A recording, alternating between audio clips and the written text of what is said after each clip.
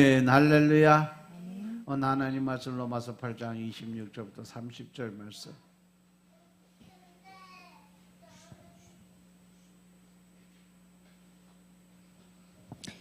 이와 같이 성령도 우리 연약함을 도우시나니 우리가 마땅히 빌 바를 알지 못하나 오직 성령이 말할 수 없는 탄식으로 우리를 위하여 친히 간구하시느니라. 마음을 감찰하시는 이가 성령의 생각을 아시나니 이는 성령이 하나님의 뜻대로 성도를 위하여 간구하심이니라. 우리가 알거니와 하나님을 사랑하는 자 곧 그 뜻대로 부르심을 입은 자들에게는 모든 것이 합력하여 선을 이루느니라. 하나님이 미리 하신 자들로 또한 그 아들의 형상을 본받게 하기 위하여 미리 정하셨으니 이는 그로 많은 형제 중에서 맏아들이 되게 하려 하심이니라. 또 미리 정하신 그들을 또한 부르시고 부르신 그들을 또한 의롭다 하시고 의롭다 하신 그들을 또한 영화롭게 하셨느니라. 아멘. 할렐루야. 우리 하나님 참 좋으신 하나님이십니다. 이 시간도 하나님의 은혜와 평강이 여러분들과 여러분들 가정과 직장과 사업장 그리고 여러분들 자녀들까지 하나님의 은혜가 흐르고 넘치도록 채워지길 주의 이름으로 축원합니다. 자, 우리 따라합니다. 나는 예수님 안에서 모든 사람들을 이해하고 용서하고 사랑하겠습니다. 자, 우리 선포의 기도드립니다. 나사렛 예수 이름으로 명하노니 내 안에 가난의 영, 채무의 영은 떠나갈지어다. 내 앞에 하나님의 축복을 가로막는 모든 악한 영들은 속히 떠나갈지어다. 내 죄로 인하여 나를 따라갔던 모든 영권, 인권, 물권은 속히 회복되어 돌아올지어다. 아멘. 할렐루야. 할렐루야. 내 안에 있는 모든 가난의 영, 채무의 영이 다 떠나간 줄로 믿습니다. 따라서 우리의 모든 빚은 다 청산되어진 줄로 믿습니다. 하나님의 축복을 가로막는 모든 악한 영들이 떠나가고 내 죄로 인해서 떠나갔던 영권, 인권, 물권의 권세들이 다 회복되어 돌아온 줄로 믿습니다. 아멘. 이 시간도 하나님께 영광을 내드리는 귀한 시간 되시길 주 이름으로 축원합니다. 오늘 로마서 8장 26절 30절 말씀 가지고 협력해서 선을 이루시는 하나님이라는 제목으로 말씀을 나누겠습니다. 따라합니다. 협력해서 선을 이루시는 하나님. 협력해서 선을 이루시는 하나님. 오늘 말씀해 보면 환난이 인내를 낳고 인내는 또 소망을 낳는다. 우리가 왜 환난을 자랑할 수 있을까? 바로 그 환난이 내 안에 소망을 낳기 때문이에요. 그러니까 믿는 자들, 하나님의 백성들이 받는 환난은 그냥 환난으로 끝나는 게 아니라는 거죠. 결국 그 환난이 내 삶 속에 들어와서 나에게 새로운 희망, 즉 소망을 갖게 만들어주는 일을 만들기 위해서 하나님이 하시는 일이다. 따라서 이 희망, 이 소망은 우리를 실망시키지 않는다는 거예요. 하나님께서 우리에게 주신 성령을 통해서 그의 사랑을 우리 마음속에 부어주셨기 때문에 결국 우리는 실망하는 일이 아니라 더 큰 하나님의 사랑을, 더 큰 하나님의 축복을, 더 큰 하나님의 은혜를 갈구하는 마음이 그 안에서 생긴다는 거죠. 그런데 중요한 것이 뭐냐? 내 생각이 달라져야 돼요. 가치관이 달라져야 돼요. 과거에는 내가 인간 중심적이고 사람 중심적이고 또 이 세상의 어떤 삶의 중심적이었다면 이제 모든 것은 다 하나님 중심적이고 예수님 중심적, 말씀 중심으로 바뀌어야 된다는 거예요. 믿으시면 아멘 합시다. 이것이 달라지지 않으면, 내 마음의 중심이 변하지 않으면, 그러면 그건 과거의 나나 지금의 나나 똑같은 삶이 될 수밖에 없다. 그러면 하나님도 과거의 나를 생각한 것과 똑같은 삶을 살게 만들 수밖에 없다는 거죠. 그래서 올해 하나님이 우리에게 주신 말씀이 뭐예요? 바로 주님, 나를 변화시켜 주옵소서. 내가 변화되어야 남들도 변화되는 거예요. 나는 변하지 않고 그냥 미움이나 증오나 판단하고 정죄하는 마음 그대로 마음속에 품고 있으면서 다른 사람들이 변화되기를 바라고 있다면 그건 결코 될 수 없는 일이라는 거 명심하시기 바랍니다. 그래서 오늘 말씀에 하나님을 사랑하는 사람들, 곧 하나님의 뜻대로 부르심을 받은 사람들에겐 모든 일이 서로 협력해서 뭘 한다? 선을 이루어 간다는 거 우리가 안다는 거죠. 믿습니까? 이럴 때 중요한 것은 바로 선을 이루어가는 건데 그것을 우리가 알고 있다는 거죠. 이것은 머리로 지식으로 아는 것만 의미하지 않는다는 거죠. 우리가 알면 어떻게 해야 된다? 고쳐야 된다. 잘못된 것을 알면 고쳐야 되고 잘못 생각한 것이 안다면 고쳐야 되는 거고 우리가 잘못된 행동이 나타나는 걸 알면 고쳐야 된다는 거예요. 과거에 하나님을 모르고 말씀을 모르던 시절에 우리가 살을 때는 그냥 잘못한 건 잘못했나 보다 그냥 넘어가는데 하나님을 알고 난 이후부터는 그것이 틀려진다는 거죠. 어떻게? 하나님 앞에 내 죄를 통해 자복, 즉 회개를 통해서 내가 그 하나님 앞에 그 일을 고하고 죄사함을 받으면 다시 그 일을 행하지 않도록 노력하는 삶을 살아가야 된다는 거예요. 그래서 이 시간 한번 나를 돌아보시라는 얘기예요. 정말 모든 일이 협력의 선을 이루는 것을 나는 경험하고 있을까?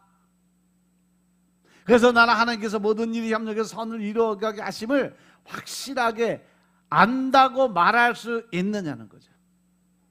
기독교는 체험적 종교예요. 그렇기 때문에 내가 체험하지 않으면 믿지 않는 그러한 성격들이 있어요. 그래서 하나님은 말씀을 통해서 기도를 통해서 하나님과 영적인 관계 회복을 통해서 계속 체험하게 만들어요. 내가 알지 못하는 거, 내 생각과 전혀 틀려진 거, 또 내 어떤 생각이나 판단을 하나님께서 옳고 그름을 내 스스로가 받을 준비가 되어 있지 않으면 다른 하나님의 입술을 열은 다른 사람들을 통해서라도 깨우침을 주고 알려주신다는 거죠. 믿으시면 아멘 합시다. 왜 그럴까? 하나님께서는 누구에게나 그런 일이 일어난다고 하셨어요. 어떠한 사람? 바로 하나님의 사람들에게는 어떠한 일도 일어날 수 있다는 거죠. 왜? 그분이 전지하신 분이고 그분이 바로 전능하신 하나님이시기 때문인 것임을 깨달으시기 바랍니다. 이 사람들이 하나님의 뜻대로 부르심을 받은 사람들이다.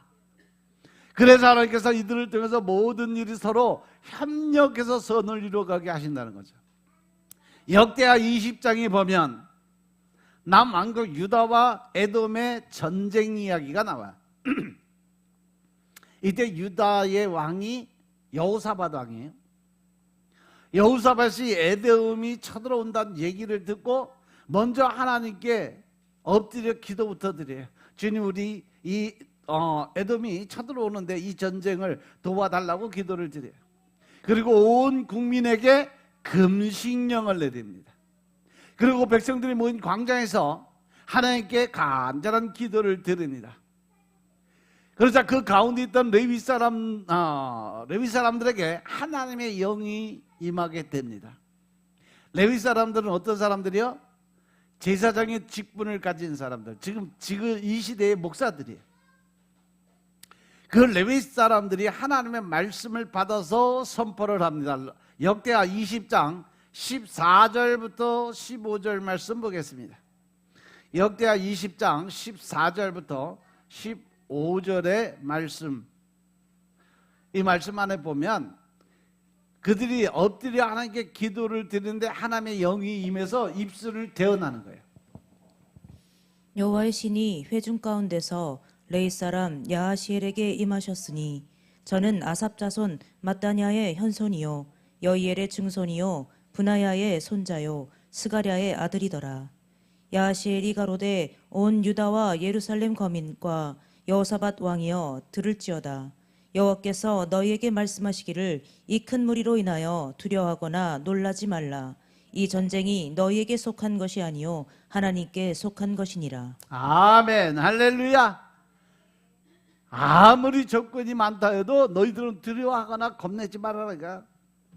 이 전쟁은 네가 하는 게 아니라 나 하나님이 맡아서 하는 일이다라는 거죠.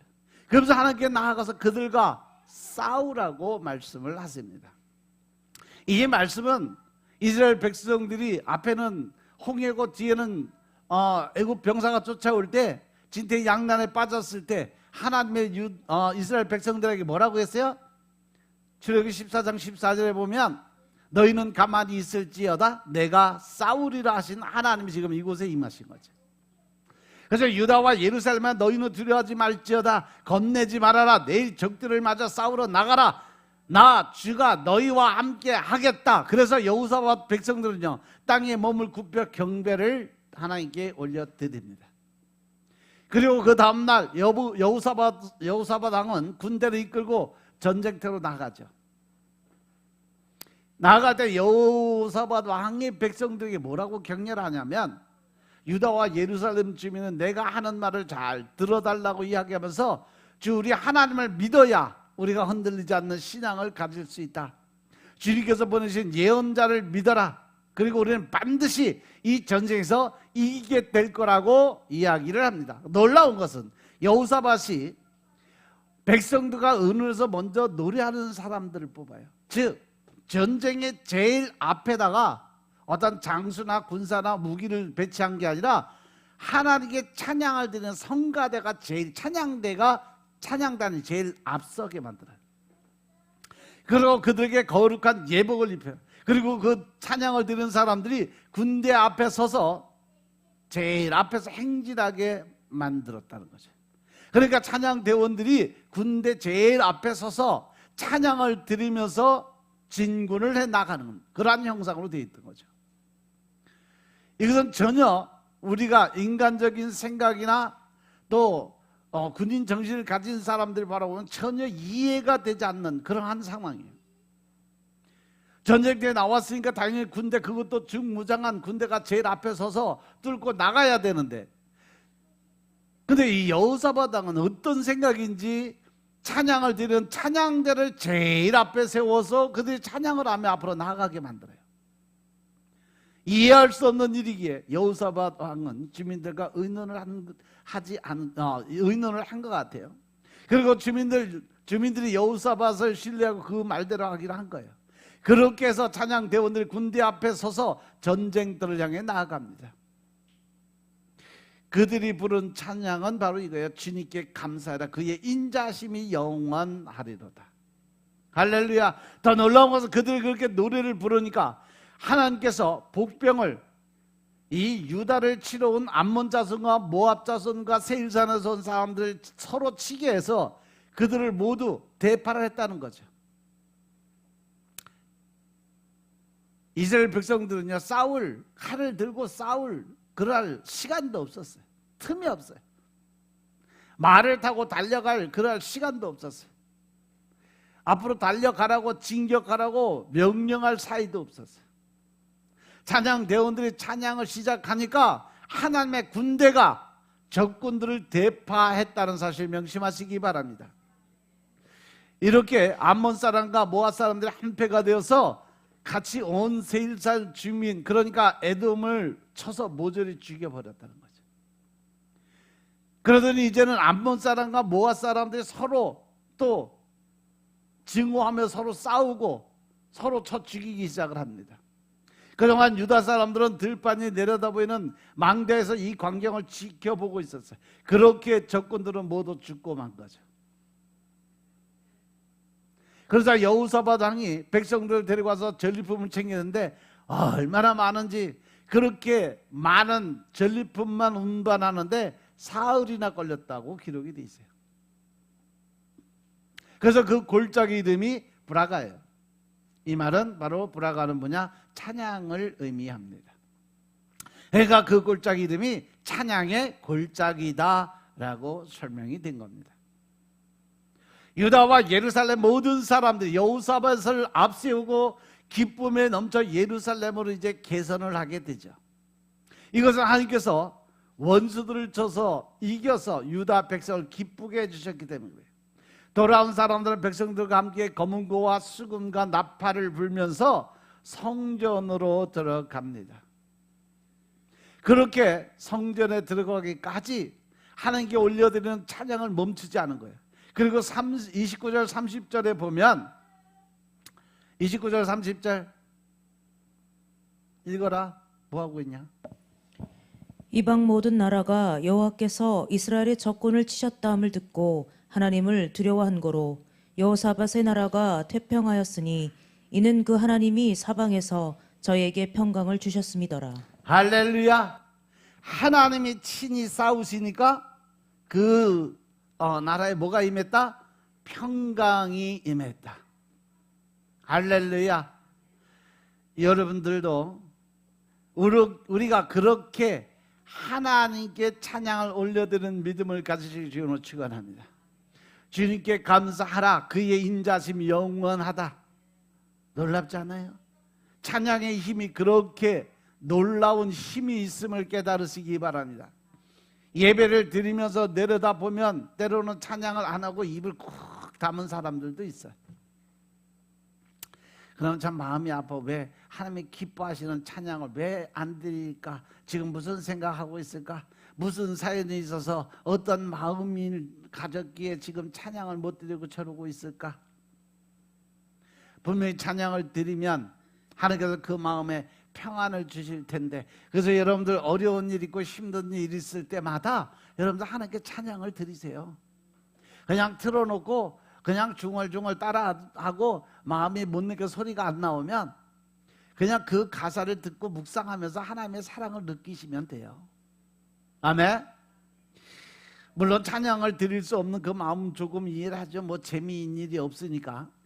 하지만 신통한 일이 일어나는 것도 아니고 사는 것도 힘든데 정치도 경제도 심지어 대통령도 우리를 힘들게 만드는데 그냥 잠에서 깨어나 일어나면서부터 짜증나는 일들이 쌓이고 쌓였는데 그 기쁨을 어디 가서 찾을까? 요즘엔 아예 저는 TV도 안 보지만 TV 계속 뉴스 보기가 겁난다고 그래요. 신문을 아예 펼쳐들기도 힘들다고 그러고. 그런데 성전에 와서 무슨 마음으로 찬양을, 기쁜 찬양을 드릴 수 있겠냐는 거죠. 하지만 그 안에서 우리가 절망과 좌절 가운데서 하나님께 찬양을 올려드리고 기쁨을 올려드리면 엄청나게 놀라운 일이 생길 줄로 믿으시기 바랍니다. 여호사밧 왕이 우리에게 그것을 알려줬잖아요. 만약에 여호사밧 왕이 군대를 믿었다면 그 전쟁은 단번에 박살을 났을 거예요.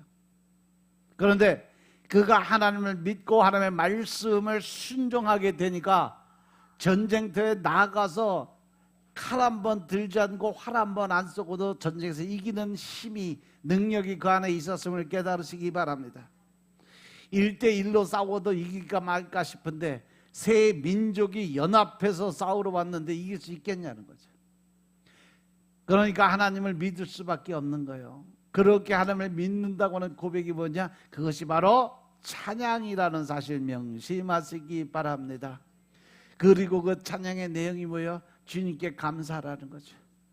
왜? 그 인자심이 영원하신 하나님이시니까. 그러니까 우리가 감사를 드리고 찬양을 드린다는 것은 하나님께서 모든 일이 협력해서 선을 이루어 간다는 것을 믿는다는 거예요. 그리고 그것을 경험하며 산다는 것입니다. 빌립보서 4장 11절 12절의 말씀을 보시겠습니다. 빌립보서 4장 11절 12절 말씀. 내가 궁핍함으로 말하는 것이 아니라 어떠한 형편에든지 내가 자족하기를 배웠노니 내가 비천에 처할 줄도 알고 풍부에 처할 줄도 알아. 모든 일에 배부르며 배고픔과 풍부와 궁핍에도 일체의 비결을 배웠노라. 내게 능력 주시는 자 안에서 내가 모든 것을 할 수 있느니라. 아멘. 할렐루야. 사도 바울이 분명히 선포를 합니다. 나는 어떤 처지에서도 스스로 만족하는 법을 배웠다고 그래요. 아주 대단한 선언입니다. 왜냐하면 사람들의 모든 문제는 만족함이 없기 때문에, 세상을 보고 사람을 볼 때 나는 만족함이 없었네, 그 찬양과 똑같은 그러한 심령이에요. 아무리 가져도 한도 끝도 없이 가지려고 하는 것이 이 사람의 욕심, 탐심의 마음이에요. 간혹 이런 생각도 해봐요. 요셉이 이집트에서 한 일이 뭐냐는 거죠. 그가 한 일이 뭐랬을까? 7년 동안, 7년 풍년 동안 남은 곡식을 거두어들여서 창고에 쌓았다는 거죠. 곳곳마다 곳간을 만들어서 창고에다 다 쌓아놨어요. 그리고 7년 흉년 때문에 이것을 풀어서 모든 백성이 굶주림이 없게 만들어서 그 백성을 다 먹여 살렸다는 거죠. 그러면 어떤 사람은 그건 뭐 나도 그랬을 거다라고 이야기를 해요. 그런데 먼저 흉년이 오고 나중에 풍년이 왔다면 얘기가 달라지는데 7년 동안의 흉년을 지나면서 사람들은 긴축을 배우게 되니까 먹고 산다는 것이 얼마나 힘든지 배울 거예요. 하나님의 은혜가 아니면 살 수 없다는 것도 배워요. 그래서 조그마한 먹거리만 생겨도 감사를 드릴 거예요. 그리고 7년 풍년을 만나서도 또 흉년이 될 것 생각해서 저축을 하는 습관을 길렀을 거라는 거죠. 하지만 지금 보면 풍년이 먼저 들었어요. 저태야 먹을 것을 비축하겠지. 둘째도 그랬을 겁니다.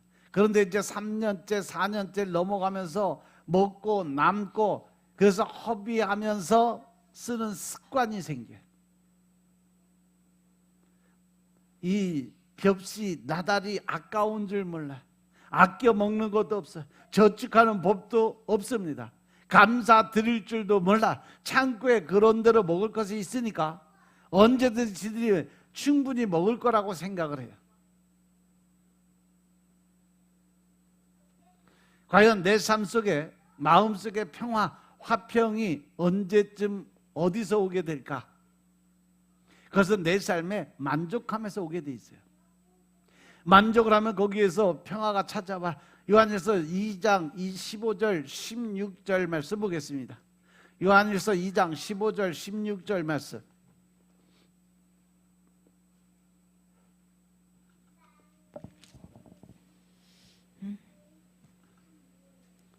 요한일서 2장 15, 16. 이 세상이나 세상에 있는 것들을 사랑치 말라. 누구든지 세상을 사랑하면 아버지의 사랑이 그 속에 있지 아니하니 이는 세상에 있는 모든 것이 육신의 정욕과 안목의 정욕과 이생의 자랑이니 다 아버지께로 쫓아온 것이 아니요 세상으로 쫓아온 것이라. 17절까지. 이 세상도 그 정욕도 지나가되 오직 하나님의 뜻을 행하는 이는 영원히 거하느니라. 아멘, 할렐루야. 하나님의 사람들, 하나님을 믿는, 예수 믿는 사람들은 이 세상에서 세상에 있는 것들을 바라보지 말고 살라는 거예요. 누구든지 세상을 사랑하면 아버지 사랑이 그 속에 있지 않는다. 즉 욕심과 탐심의 마음을 갖고 살아갈 수밖에 없다. 이 세상의 모든 것이 육신의 정욕과 안목의 정욕과 이생의 자랑이라고 했어요. 그런데 그것이 하나님 아버지께 온 것이라 세상 마귀한테서 온 것이라고 그래요. 공술의 공수거란 그런 말이 있어요. 그죠? 제가 어렸을 때 최희준 가수가 부르는 인생은 나그네 길, 하석생이란 그 노래를 들어보면 이 땅엔 빈손으로 왔다 빈손으로 가는 거라고 이야기를 해요. 마게도니아 그 알렉산더 대왕이 그리스, 페르시아, 인도에 이르는 대제국을 건설했던 아주 위대한 나. 결국 그는 더 이상 정복할 땅이 없어서 자기가 더 정복해야 할 땅이 없다고 원통해하고 불안해했다는 그러한 전승이 내려올 정도예요. 근데 그가 나이 33세 세계 정복을 끝냈는데 더 이상 할 게 없다라고 생각하니까 다 놔버렸어요. 그래서 그에게 병이 찾아오고 이 병이 무슨 병이냐면 분노 조절장애예요. 한번 화가 나면 감동이 절제가 안 돼. 내가 그걸로 인해서 결국은 죽게 되는데 33살에 요절을 해요. 그게 유명한 유언이죠.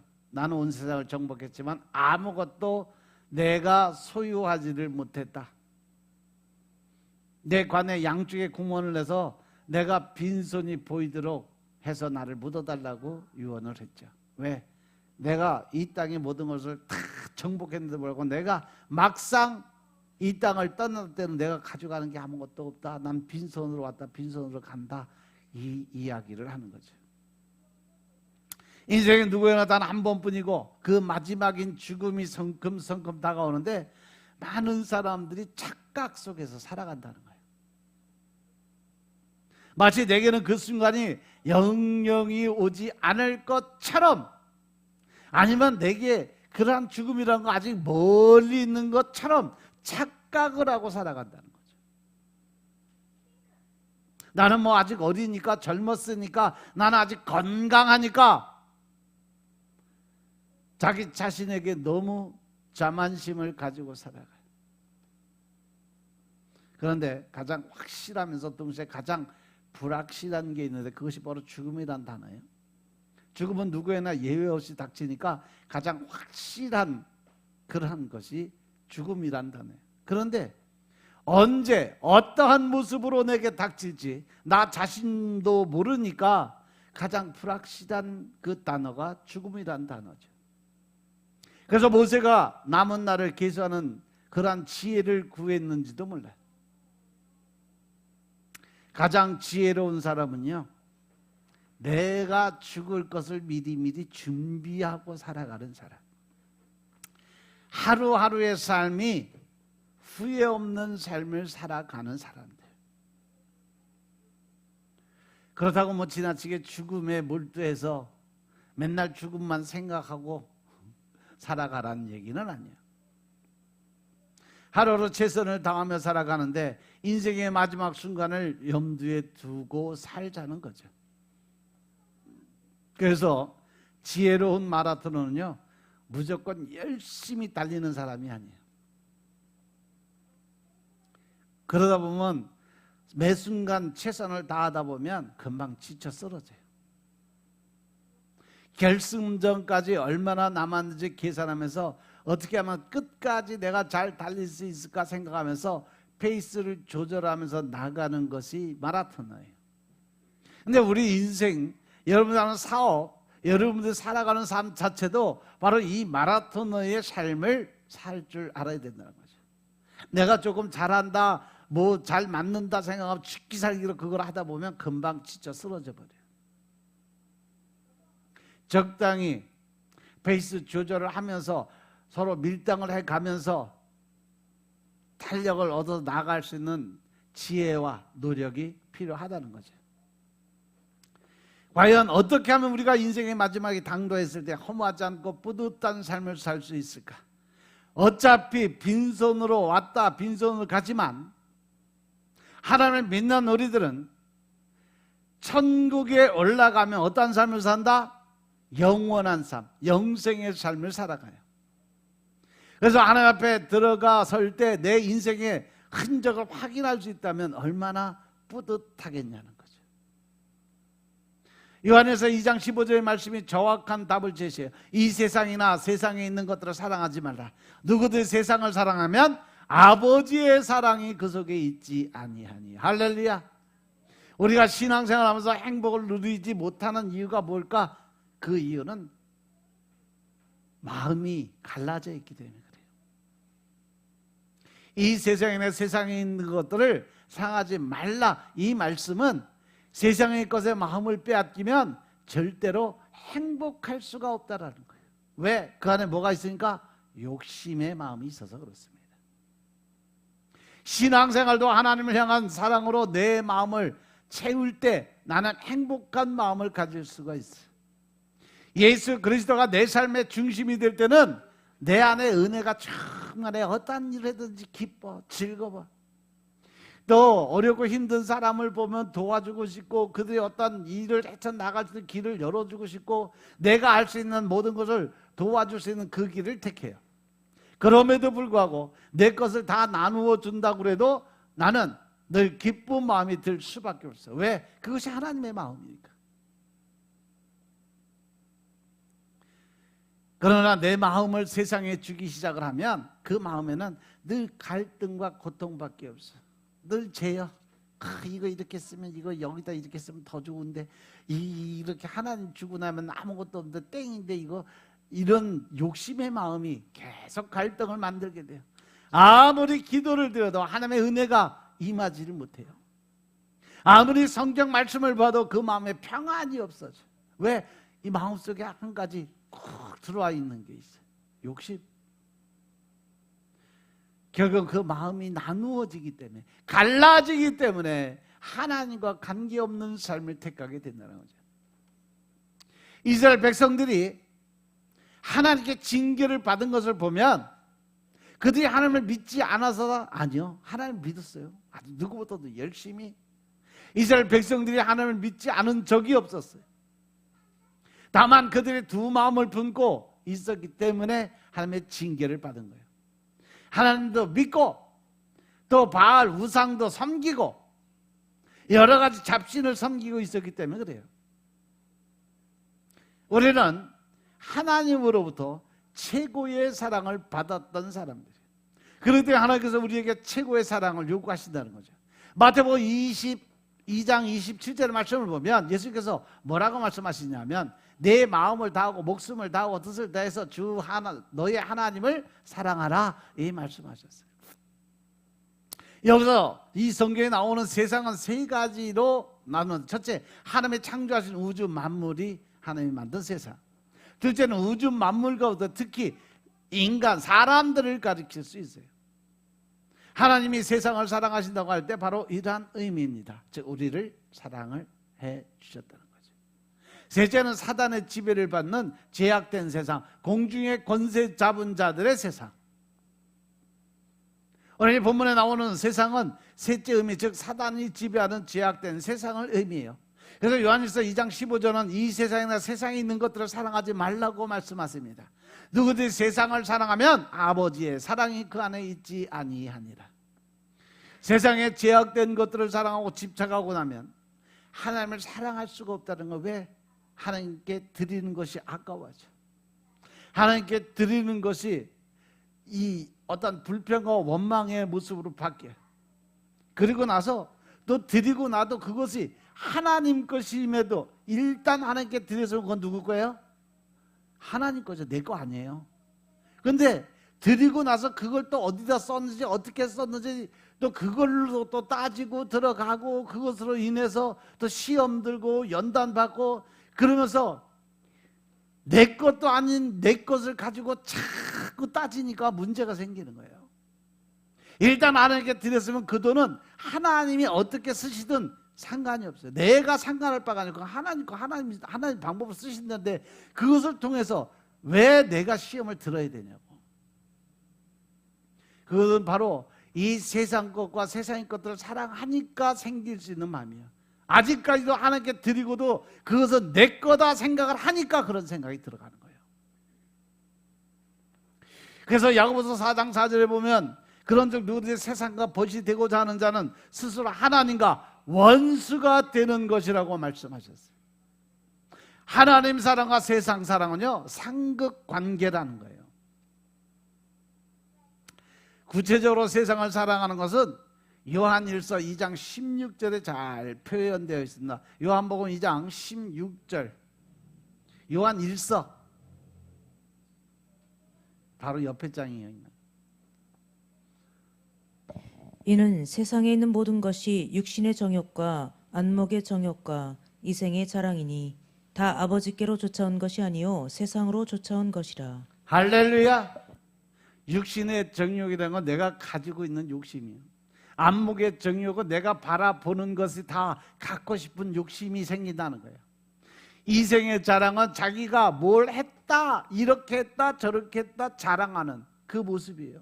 사람들한테 내가 뭘 얼마나 드렸다, 뭘 어떻게 했다, 그러고 자랑하고 싶은 마음. 그것은 아버지께 하나님의 은혜로 온 것이 아니라 마귀 사단의 생각을 가지고 있다라는 사실이죠. 세상에 있는 것들이 너무 집착하다 보면 우리는 욕심, 욕망에 사로잡혀요.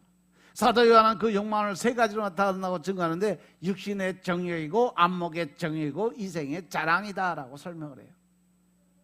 육신의 정욕은 육체의 죄성을 따라 품게되는 욕망, 욕심인데 그 인간의 기본 욕구를 초과하는 과도한 욕망, 즉 내가 할 수 있는 그 이상의 것을 더 요구하는, 내가 만약에 어떤 사람한테 100원어치 1000원어치를 줬어. 근데 그 사람한테 내가 얻기를 10,000원 20,000원어치를 얻기를 원하는 그러한 마음, 정도를 벗어난 식욕이나 성욕, 그 밖에 술 취함, 방탕함, 각종 세상의 향락을 가리키는 육신의 정욕이에요. 두 번째 안목의 정욕이 뭐냐? 눈으로 보는 데서 비롯된 욕망, 눈에 좋아 보이는 것을 닥치는 대로 갖고 싶고 즐기려는 과도한 욕망을 가리키는 것이 바로 안목의 정욕입니다. 이생의 자랑은 세상의 어떤 것을 과시하려는 욕망인데, 한마디로 말하면 과도한 명예욕, 허영심, 이러한 마음을 가진 것을 이생의 자랑이라고 이야기를 합니다. 이 모든 욕망들은 세상에 속한 것으로 잠깐 화려해 보이고 좋아 보이고 즐거워 보일 수는 있어도 결국은 나중에 그것으로 인해서 반드시 심판을 받게 된다는 거죠. 그제야 헛되고 헛된 것을 깨닫게 된다는 거죠. 그래서 사도 요한이 뭐라고 표현하냐? 17절에 뭔가 이 세상도 그 정욕도 지나가되, 할렐루야.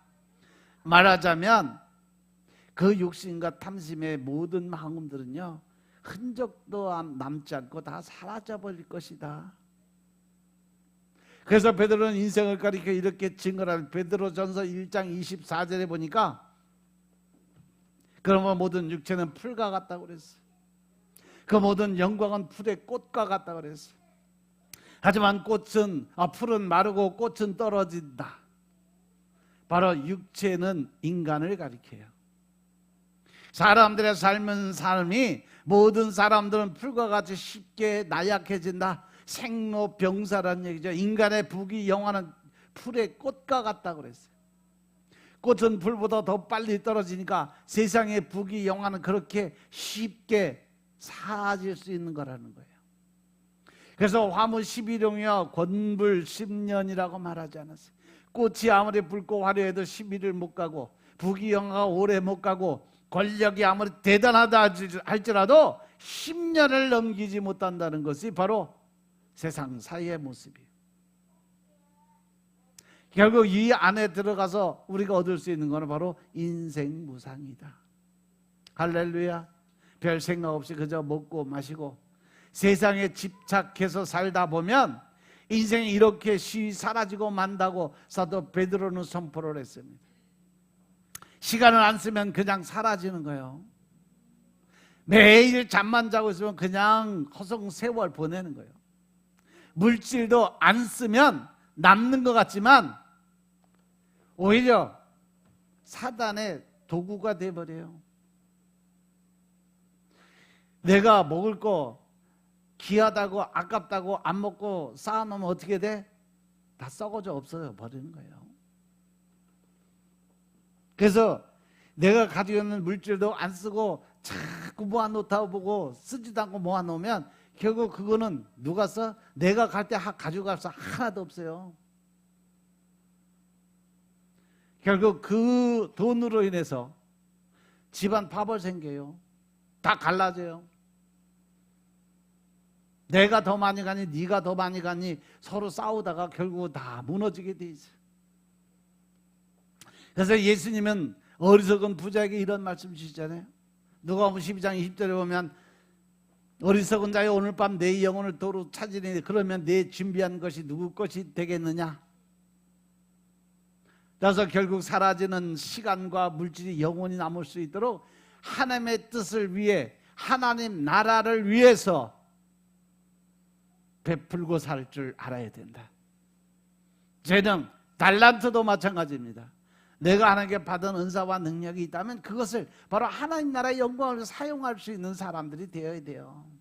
그런데 그 자체를 자꾸 두려워하는 마음, 근심하는 마음이 있으니까 자꾸 땅속에 받다 묻어나 한 달란트 받은 사람처럼.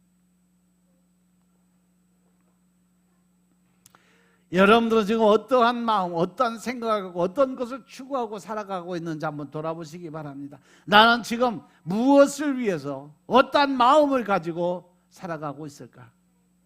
지금 내가 살아가는 모습 하나하나가 뭐예요? 내 인생이 되는 거예요. 그렇다고 세상에서 염세적으로 살라는 건 아니에요. 하나님을 믿는 성도니까 고고하게 이슬만 먹고 자라는 것도 아니에요. 세상에 있는 것들에 너무 빠지지 말라, 집착하지 말라는 거예요. 우리도 먹고 마시고 입어야 살아. 하지만 그런 것들에 사로잡히지는 말아라. 예수님은 산상순의 마지막을 이렇게 장식해요. 마태복음 6장 31절 32절의 말씀. 마태복음 6장 31절 32절의 말씀. 그러므로 염려하여 이르기를 무엇을 먹을까 무엇을 마실까 무엇을 입을까 하지 말라. 이는 다 이방인들이 구하는 것이라. 너희 천부께서 이 모든 것이 너희에게 있어야 할 줄을 아시느니라. 할렐루야, 할렐루야. 이 말씀 바로 하나님은 우리의 육신의 모든 필요를 알고 계시니까 다 책임져 주신다. 그러니까 걱정하지 말고 살아라. 하지만 과도하게 염려하고 집착하지 말라는 말씀이에요. 하나님은 우리의 필요를 채워주시지 탐욕을 채워주시는 분은 아니다. 할렐루야. 따라서 우리가 필요한 것이 바로 하나님 나라의 영광을 위해서, 하나님의 이름을 높이기 위해서, 너는 먹지 마시는 무엇은 다 하나님의 영광을 위해서 하라고, 먼저 그의 나라와 그의 의를 구하라는 이 말씀들을 다 보면 다 뭐든지 하기 전에 무엇부터 결정을 해라? 하나님 일인가 아니면 내 일인가? 이것을 결정을 먼저 하라는 거죠. 이것이 하나님의 뜻과 하나님의 방법으로 하는 것이냐 아니면 내 뜻과 내 생각으로 하는 거냐, 이거부터 결정을 하는 거예요. 그래서 마태복음 6장 33절에 보면 그러므로 너희는 먼저 그의 나라와 그의 의를 구하라. 그리하면 이 모든 것을 너희에게 어떻게 더해 주신다. 할렐루야. 하나님의 방법이나 한 뜻대로 일을 계획하고 하면 네가 하나님께 드리는 것보다 더 큰 것으로 채워준다는 약속의 말씀을 믿으시기 바랍니다. 인생의 우선순위를 강조한 거예요. 무엇보다도 하나님 나라와 의, 하나님 나라의 의를 위해서, 즉 하나님의 뜻에 초점을 맞추고 살라고 하시는 말씀이에요. 그러면 하나님께서 우리의 육신의 삶을 위해 필요한 것을 풍성하게 채워주실 것이라고 약속하시는 말씀인 것임을 깨달으시기 바랍니다. 주님께서 제자들과 우리들에게 주기도문을 왜 가르쳐 주셨을까? 내가 가르쳐준 이 기도대로, 주기도문의 말씀대로 살아라, 이래서 가르쳐 주신 것이 바로 주기도문입니다. 주기도문대로 사는 것이 성도의 진정한 삶의 모습이다. 그런데 제가 주기도문을 묵상하면서 제일 무서운 말이 뭐냐면, 우리가 우리에게 죄를 지은 것을 사해 준 것 같이 우리 죄도 사해 주옵시고. 우리 맨날 주기도문 하면서 고백을 하면서 내가 과연 사람들을 얼마나 용서하고 이해하고 사랑하고 있을까? 매일 예배드리기 전에 이해하고 용서하고 사랑한다고 하면서 내 마음속에 과연 이 갈고리는 없을까? 품고 있는 미움이나 증오의 마음이 없을까? 그 마음이 있으면 하나님도 똑같이 하나님, 내가 이 마음속에 이 갈고리 갖고 증오하는 마음 가지고 있는 것처럼 하나님도 저를 그렇게 마음속에 갈고리 가지시고 이렇게 증오하는 마음을 갖고 저를 대해 주세요 하고 똑같은 얘기거든. 그러니까 먼저 변해야 돼요. 내가 먼저 변해서 이해하고 용서하고 사랑하는 마음을 갖고 평강의 마음을 찾으시길 주님으로 축원합니다. 그래서 하나님 육신의 삶을 위해서 필요한 것을 풍성하게 채우시는 하나님을 만나시는 여러분들 되시길 주님으로 축원합니다. 오늘도 마귀 사단은 우리가 주님이 가르쳐주신 기도를 드리는데 그렇게는 살지 못하도록 늘 우리를 미혹하고 방해하는 삶을 살고 있어요. 오늘 말씀을 통해 이 사단의 유혹과 방해를 받지 않는 영적인 눈이 띄어지길 주의 이름으로 축원합니다. 아멘. 여러분들은 세상이나 세상에 있는 것들을 사랑하지 마시기 바랍니다. 누가 세상을 살아가면 그 사람 속에는 하늘 아버지에 대한 사랑이 없는 거예요. 세상에 있는 모든 것, 더 나아가서 곧 육체의 욕망과 눈의 욕망, 세상의 살림에 대한 자랑은 모두 하늘 아버지께서 온 것이 아니라 세상 마귀 사단이 갖다 준 거니까 절대로 그것은 따라가면 안 된다. 아멘.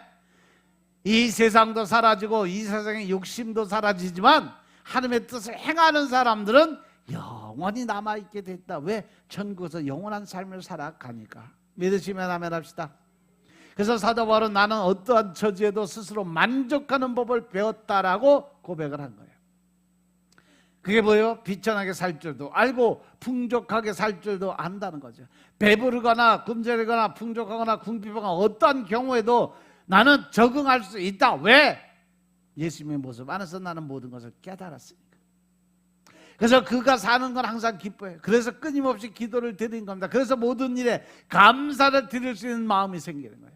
이것이 그래서 예수 안에서 우리에게 하나님의 바라시는 뜻이라는 것을 명심하시기 바랍니다.